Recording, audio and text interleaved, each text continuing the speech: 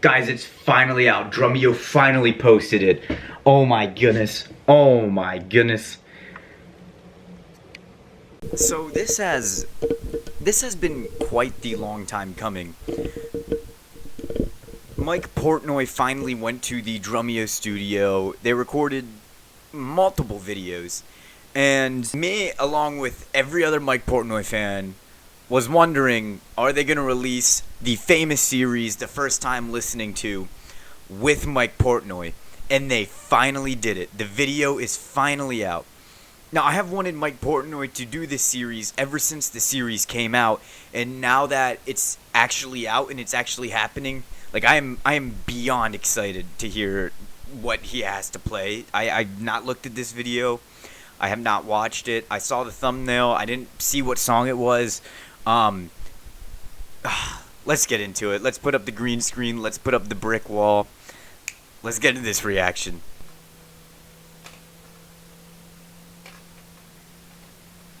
I literally spent, I think, like 20 minutes steaming this green screen.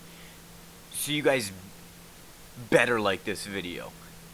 Okay, so apparently Mike Portnoy has never heard of Nickelback before. I don't know. I kind of find that, like, extremely hard to believe. Mike Portnoy hears Burn It to the Ground for the first time. This is a popular song. I don't know. I feel like he's definitely heard this before. I've heard this song before. I know this song. I don't know. I'm excited to see what happens here. We're in for a treat. All right, I'm bailing. If I don't hear something in the next 10 seconds, I'm out of here. All right, man. It's your turn. Mike is by far my favorite drummer. I'm scared. I'm so pumped to see this. You're a hard one to pick some songs for because you listen to a lot of new music that comes Dude, out. okay. The amount of music that Mike knows and listens to, I think is the biggest reason why I don't believe it. Like, creatively and whatnot, in Dream Theater, like, he is their driving force. All of that new stuff, you know, is because of Mike Portnoy. And the reason why everything stopped sounding new is because, obviously, he wasn't in the band for a hot minute. So this is why I find this extremely hard to believe that he has never heard this song. I don't know. That's interesting. And you've toured with a lot of people. We had to dig deep. Yeah, it's been in like your drum 80 tech bands. may have given us a few pointers. Oh, boy. Yeah, Jose's been taking a beating from me for 30 years. Like, literally. He's been abused, so yeah, this is his revenge. Ho's revenge. All right, so we'll load up the song. I wonder if I'm going to know it. We got a bunch prepped, He has so just to give me know the it. thumbs up He if you has know to the know song. it. Oh, if I know it, I'm fucking doing it. I'd rather do something I know. Bleed by the Sugar. Oh, my God. No. See, that would be I know interesting I'm like the prog metal guy. Like if you gave him like not even Bleed's such a popular song. If you gave him like a backdoor metal song or a backdoor prog song, you know what I mean, that's not well known, I feel like that would be like more entertaining to watch than a Nickelback song. I don't know. But I don't want to play that shit, you know? Like, I don't want to do that. Well, then why did you come here?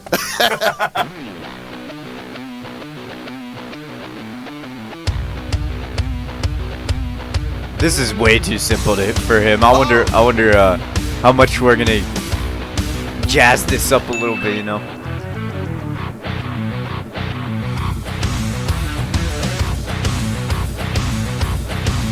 This is way too simple for him. Yeah, he knows. He knows. Is this Nickelback? Oh my gosh. See, he knows. You can't play him a song like this and expect him for it to be his first time. Like that's wild. Yeah. Okay, wait. I have to tell this. I have to tell the story, right? Please tell the boy. story. Oh God. Okay. Well, at first I heard it. I was like, wait, is this Wolfgang? I thought it might have been Mammoth. Then I thought it might have been Extreme. There's a song on the new Extreme album that has a bit of that vibe. Then I was like, is this Godsmack? But I could see some Godsmack. Full disclosure, maybe. I told you guys earlier, but the world doesn't know this. Uh-oh. Where am I looking? Which camera? What are we about to say? What are we The about world to say? doesn't know this, and I hope Chad and the band doesn't mind me disclosing this. Mike Portnoy, I got a call Nickelback? from Nickelback in What? spring of 22. No way. Their drummer, I guess, was having surgery, and they just asked for a me gig. to play a show with them. That would've been and wild. I said, yeah, but that would be fun gig. So I was all set to play this gig with Nickelback. It was for a festival, and No the festival way. ended up getting canceled. So Could you imagine him in Nickelback? Like, how wild that would be. Like, oh my gosh. I never played this gig, but I was this That would've been close such a cool to playing gig. a Honestly, I don't listen to the radio, so I don't know any Yeah, Nickelback but that doesn't songs. mean he doesn't know this. So like, I I don't still, know what this I'm song is. skeptical. I don't know. I mean, part of me just wants to get you to play it. all right, let's Let's just have Mike Portnoy jam some Nickelback. this is what the world almost experienced this. This Mike is- Portnoy this is playing drums for weird. This is Nickelback. something, it never you know, you happened, didn't expect. But here is Drumeo making your dreams come true, or should I say your nightmares. The Hey, things there that you you go. It never could be a wanted to nightmare, ever it could see be or a hear. dream. Drumeo's making them happen for you. I'm living for this moment. All right. Let me at least, I'll start with just the arrangement. When I do charts, when I'm doing sessions, basically the left side is the arrangement, verse, pre-chorus, chorus, Okay. bridge, solo, and then the right is what I want to play. So I'll do one of my typical charts. Wait, that's kind of like organizationally. That's organizationally smart, you know. That's kind of fun. That's cool. All right, let me hear this fucking thing. See, I thought it was Mammoth or Extreme. See, I wonder where he's intro. gonna take this, because obviously he's Mike Portnoy. His brain is not thinking this simply. 4 times on the verse. He's a genius. He's just randomly pulls that out of nowhere. Oh yeah, there's floor toms on the verse. Ay. That's twice as long as I would have expected for the first verse. Oh yeah, I'm in a prog band where we average 7-minute songs. I thought this pop song would have been shorter. I'm gonna do double bass on the chorus. There's a triple feel. Heck yeah. Ooh, like a Lamb of God thing. Okay, I see you, Mike.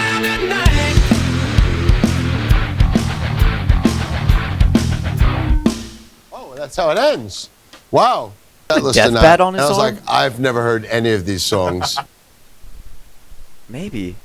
Mike's tattoos are really neat. I mean, he's got the Tama logo right here on his inner army as, Carpe Diem. I guess So his I don't forearm. remember if this was on Isn't the that set the list Fly or By not. Night owl he But- says? Of course, you got the Dream Theater logo.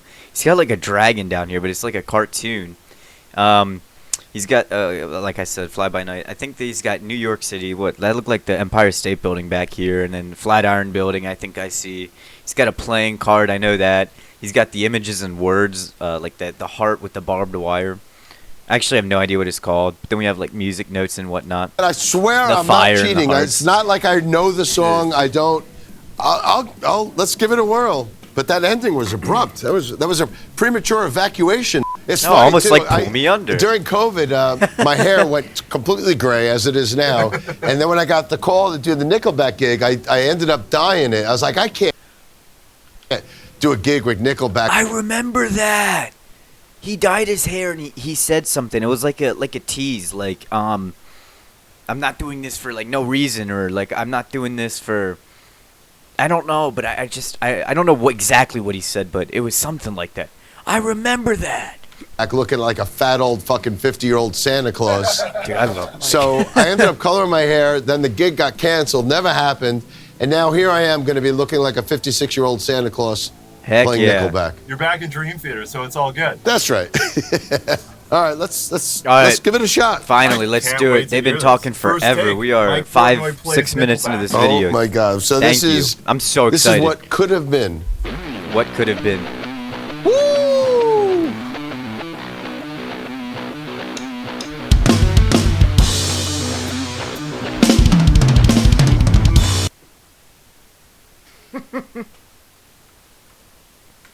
Woo!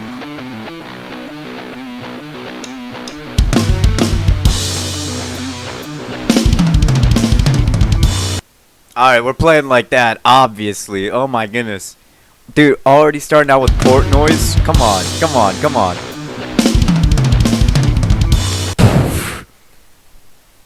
Dude, this is gonna be so good. This is gonna be so good. Simplicity who, man? Oh my gosh. Oh my gosh. No way.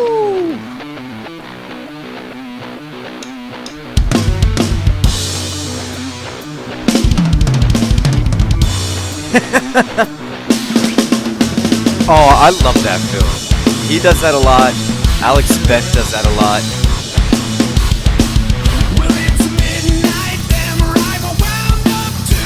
Alright, so obviously on his second snare down here, he has his notes. He's watching them like a hawk, but he must have took some really good notes. Obviously, he has what part of the song he's at, and then what he wants to play. So this is gonna sound like he knows the song like the back of his hand. And also, his memorization is absolutely insane. Being in a dream theater, right? Memorizing all those instrumental sections and whatnot, and 16, 17-minute songs. But his hi-hat placement, you know, when he goes...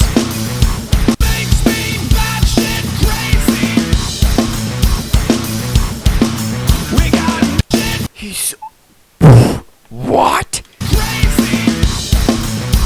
Oh, that's so tasty. That's so proggy. And what this is his second time listening to the song, right? He took notes the first time, now he's listening to it. And he's already doing crazy polys, dude. Oh my gosh.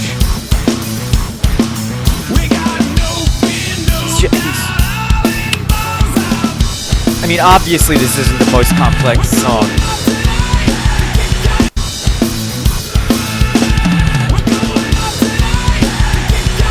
Yeah, that Lamb of God thing he's got going on.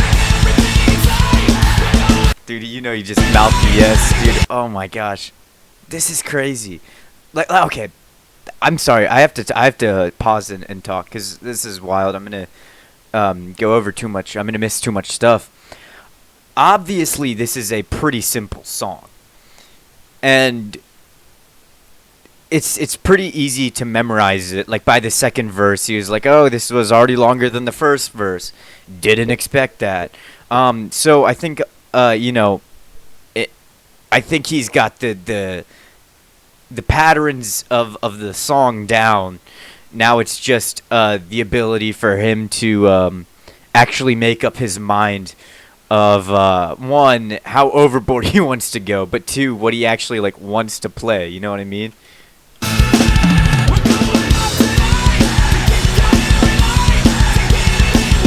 It brings such a good feel to this song.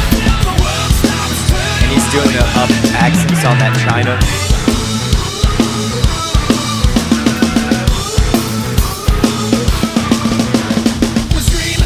Okay, so obviously, like, right there, you know, he went back to the hi-hat, but he was like, oh, we're repeating that, you know what I mean, as, like, the intro, or the transition from the chorus to the verse. I think this is a way that he can mask his mistakes. I don't know, we might see this more. Like, if he were going to make a mistake, why not just turn it into a fill, you know, half measure of this groove that I'm playing, half measure fill, right? See, oh, okay, you know, just a little bit of indecisiveness, I don't know. Food for thought, maybe not exactly where his mindset is.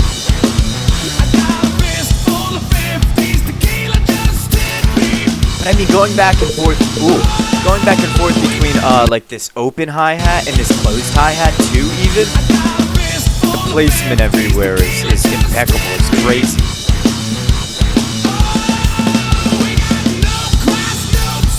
That fill, the I love it, it's so tasty. It's one of my favorite fills to play too.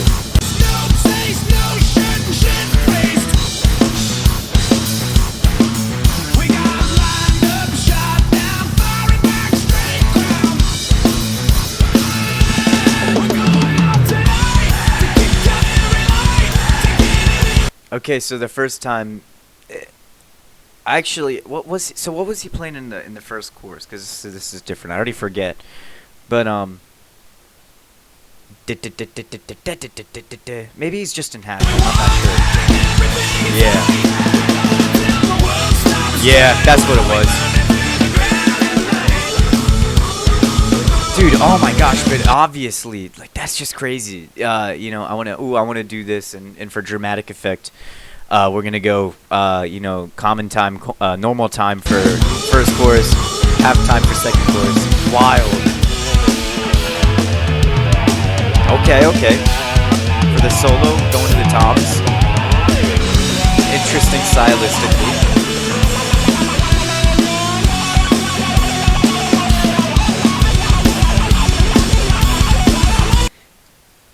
I've already talked about this, but the way that we're able to build this up like a pyramid, like, you know, first we went to the toms, and then you know, we went to just like simple quarter notes on everything on the hi-hat and whatnot. And then, you know, we skipped over eighths. Maybe you could say that the toms, you know, we were playing 16th and 8th notes and whatnot. But now we're doing feet-wise, we go over to this, like, we keep doubling it, going to the 16ths. So cool, like, just building this up as a pyramid and the layering and whatnot. Obviously blowing this out of the water compared to the original part, which is just taking the most simplistic approach.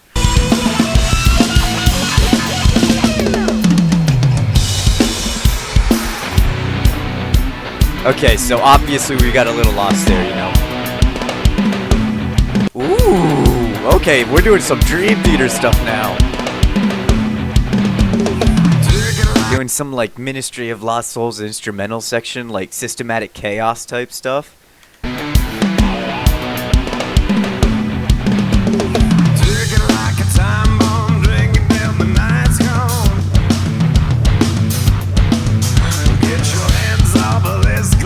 Speechless. I'm in.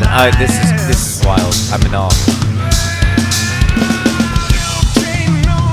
Okay, I think, you know, the vocals are starting to escalate. I'm sure that this section is going to end. I wonder what we're going to do stylistically here to get us out of this tom groove. You know what I mean? Okay, yeah, so obviously, foreshadowing whatever I just said. Like, he's obviously ready to get out of this little tom groove, and, you know, he's doing his linear fills, you know, ready to get out, choke the cymbal. That wasn't right timing wise, so, you know, we're gonna play it again.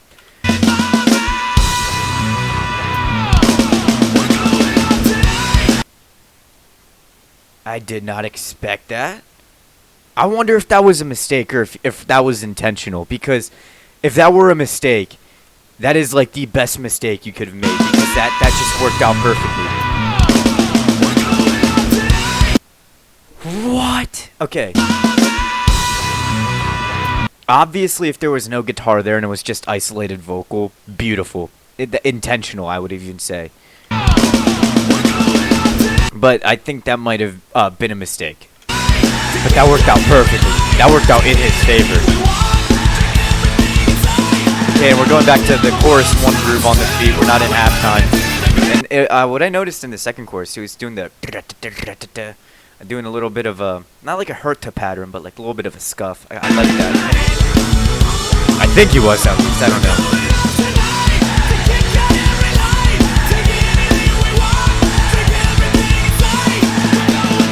Very much like... See, okay, there was a mistake. There was that premature evacuation. I'm telling you, that's such a pull me under move. That's a good song, man. The world needed that, Mike. Dude, the world did need that. Holy crap, that was crazy. Like, I'm blown away. I could fine tune that and make a really cool drum part, but I think it's better just the first impression. I'm sure if I ended up doing shows or touring with them, it would probably be the most fun shows I would ever play in my life. So I wonder, because it's just like a jam band, you know what I mean? Like, this is his equivalent of doing like Winery Dogs or something. You know, I don't really get like maybe like a little bit Sons of Apollo vibe. I don't know. Sons of Apollo gives me more like maybe a mixture between this and Dream Theater. But I wonder if Nickelback would allow him to do what he just did there, or if they would have been like, no, absolutely not. Like, stick to our parts that we wrote. But obviously, he's such like a legendary good drummer that he can handle this, and stylistically, it just amplifies the song. Like, Mike alone would make me want to go see a Nickelback concert. I'm not even gonna lie. I'm not the biggest I'm not a Nickelback fan. I shouldn't say I'm not the biggest. I am not a Nickelback fan.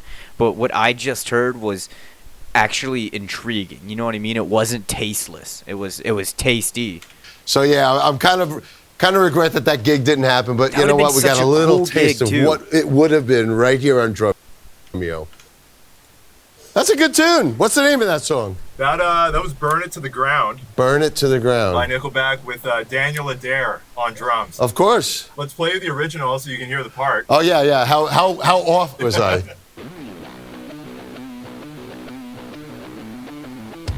Ah.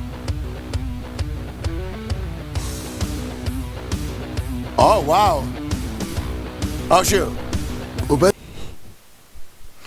He's mouthing in fills and realizing how simple this is. Wait. For starters, if I was a part of this writing, the drums were to come on like with an extra odd bar, like. That's such a Rush take. Like that's such a Rush thing to do. You know what I mean? Like that's like you do that. I think like Xanadu. You know, like very much Rush. Okay, let me keep listening. Wow, I'm completely way off. Oh wow, more of a pump. This is why they're rich and famous. Yes. And I'm just a fucking prog guy. Dude, because simplicity is key, you know? People don't understand what Mike played. Like, they're like, oh my god, he's a good drummer. Wow, no but double bass. Take what they're hearing right now it's any all day. That. I would have been fired immediately.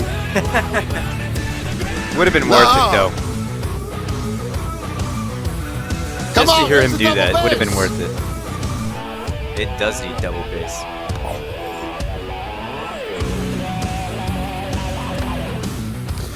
Okay, honestly though, listening to that part, what Mike did there makes more sense with what we actually heard. Like the random rests and whatnot, that doesn't make too much sense. I don't know. Mike's part made more sense there than what's actually written. Almost like Pantera's Walk. That's actually a very good comparison. Oh, so it was a mistake. It was a mistake. Okay. Dude, obviously, that's what you need. Oh, yeah.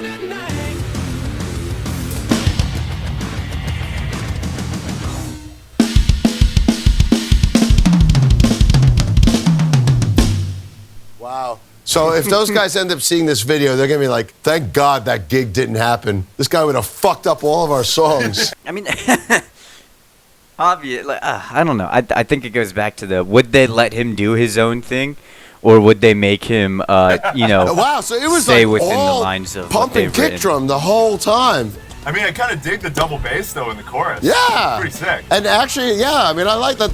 It brings such a nice, like, new age sound to it, because like rock and whatnot is getting mildly heavier, I'd say, or they are starting to incorporate their the fine line between this like hard rock, extreme rock into like